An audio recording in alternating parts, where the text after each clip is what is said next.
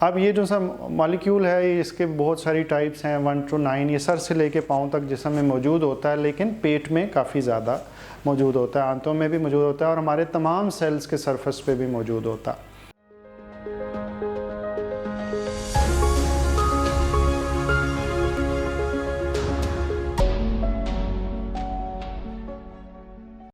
बिस्मिल्लाहिर्रहमानिर्रहीम। DPP-4 inhibitors मुश्किल सा नाम है। शुगर की दवाई है, जिन दवाइयों के आखिर में ग्लिप्टिन आता है वो सारी इसी कैटेगरी से ताल्लुक़ रखती हैं।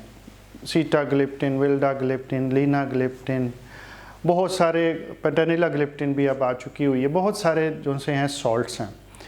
आज की वीडियो का मकसद है कि ये है क्या, किसके लिए कौन सी दवाई सूट करती है और कब इस दवाई को बंद कर देना चाहिए और इसके साइड इफ़ेक्ट्स को गौर से देखना चाहिए। सबसे पहले DPP-4 इनहिबिटर्स ये एक डाइपेप्टाइडाइल पेप्टाइडेज 4, मुश्किल सा नाम है, ना याद कीजिए। ये एक एंजाइम है जिसका काम ये है कि ये जिस्म के अंदर GLP-1, जो मैंने पहले पिछली वीडियो में आपको जिक्र किया था, ये उस मॉलिक्यूल को डिस्ट्रॉय कर देता। अब GLP-1 के मैं फ़वाइद पहले बता चुका हूँ अपनी पिछली वीडियो के अंदर, और मैं टीम से कहूँगा कि वो उसको टैग कर दें ताकि जिन लोगों ने वो नहीं देखा वो पहले उस वीडियो को देख लें, ताकि उनको इस वीडियो का फ़ायदा समझ आए और इस दवाई का भी फ़ायदा समझ आए। मुख्तसरन GLP-1 जिस्म के अंदर वो मॉलिक्यूल है जिसने, जब हम खाते हैं तो उसने इंसुलिन को पैदा करना है और ग्लूकागॉन को कम करना है। ये दोनों चीज़ें शुगर को कंट्रोल करने के लिए ज़रूरी हैं। फिर उसके बाद उसने मैदे को कहना है कि जनाब आप स्लो काम करें ताकि ज़रूरत से ज़्यादा हम ना खाएं। उसने दिमाग को कहना है कि भाई भूख पूरी हो गई, अब मज़ीद ना खाएं। उसने जिगर को कहना है कि शुगर ज़्यादा ना बनाए। उसने जिस्म में सोजिश भी कम करनी है। उसने जिस्म में लिपोलिसिस यानी चिकनाई भी कम करनी है। ये सारी चीज़ें वज़न कम करने में बड़ी अहम रोल अदा करती हैं और ये वाला मॉलिक्यूल क्या करता है, DPP-4 इनहिबिटर, ये उसको डिस्ट्रॉय कर देता है।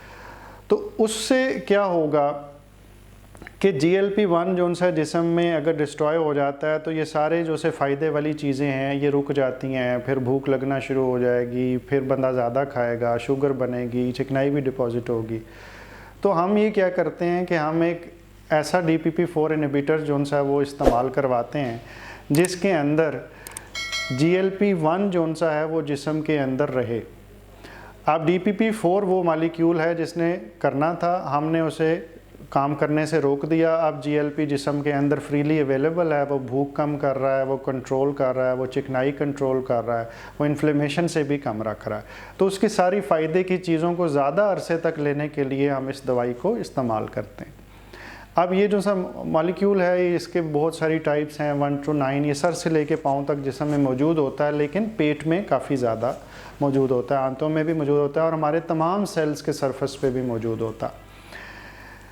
DPP-4 इनहिबिटर्स की टाइप्स को फर्दर डिवाइड किया जाता है, लेकिन उस टेक्निकल डिवीज़न की बजाय मैं इसको इस तरह डिवाइड करना चाहूँगा कि अगर किसी इंसान को जिगर का प्रॉब्लम है तो वो कौन सा इस्तेमाल करे, शुगर का प्रॉब्लम है तो वो कौन सा इस्तेमाल करे, शुगर से मुराद गुर्दे का प्रॉब्लम है तो वो कौन सा इस्तेमाल करे, और अगर उस इंसान को दिल का प्रॉब्लम है तो वो फिर इनमें से कौन सी दवाई चूज़ करे, ताकि एक ही शुगर की गोली मुख्तलिफ अमराज में ना तो ख़राबी पैदा करे और उनमें बेहतरी की गुंजाइश भी पैदा कर दे।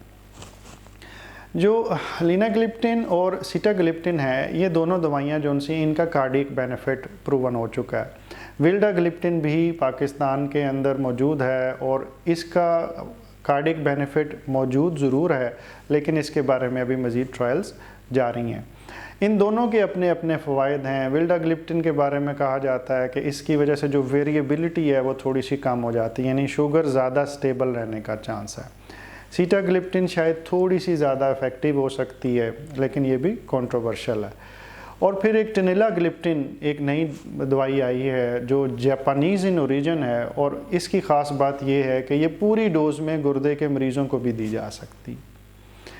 अब जो डोज़ है ये कभी भी आपने अपनी मर्ज़ी से इस्तेमाल नहीं करनी। ये मैं बार बार अपनी हर वीडियो में दोहरा रहा हूँ। इन वीडियोस का मकसद कतन आपको ये सजेस्ट करना नहीं है कि आप इस दवाई को अपनी मर्ज़ी से चूज़ करें, लेकिन जो आप दवाई इस्तेमाल कर रहे हैं वो क्या है, उसके क्या फ़वाइद हैं, क्या नुकसानात हैं, ये आपके जहन में हो, ताकि अगर कोई साइड इफ़ेक्ट आए तो आपको पता हो, अगर कोई फ़ायदा आए तो आपको पता हो कि किस दवाई से आया।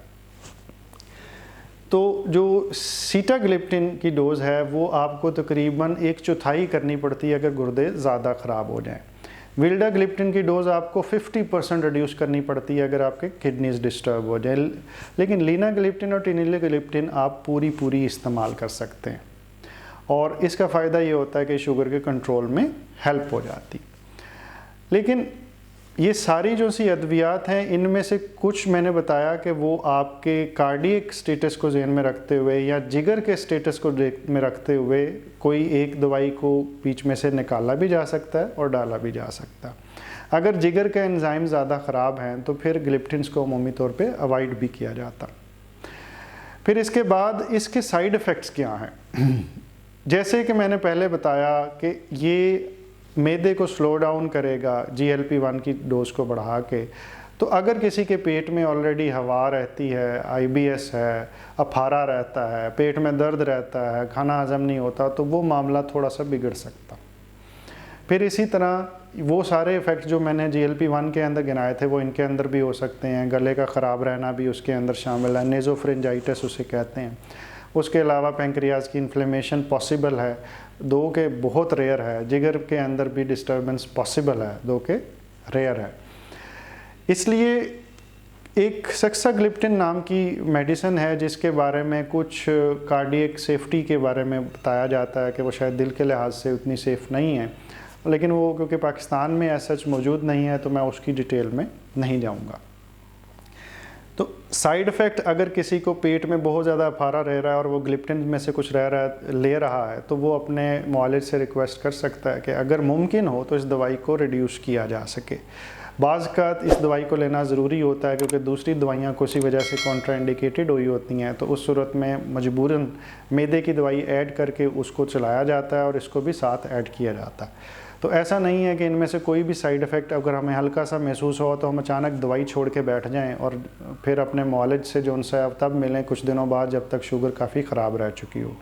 तो अगर आपको लगता भी है कि इसमें से कोई साइड इफ़ेक्ट आपको मौजूद है तो आप अपने मौलिज से डिस्कस करें और उसको फ़ैसला करने दीजिए कि इसके लिए मज़ीद क्या चेंजिंग लेके आनी। मैं उम्मीद करता हूँ इस वीडियो से आपकी कुछ इन्फॉर्मेशन में इजाफ़ा हुआ होगा और कोई कन्फ्यूजन में कमी हुई होगी। अल्लाह ताला आपको मुकम्मल ज़िंदगी दे और दूसरों की ज़िंदगी मुकम्मल करने का शर्फ़ अता करे। शुक्रिया।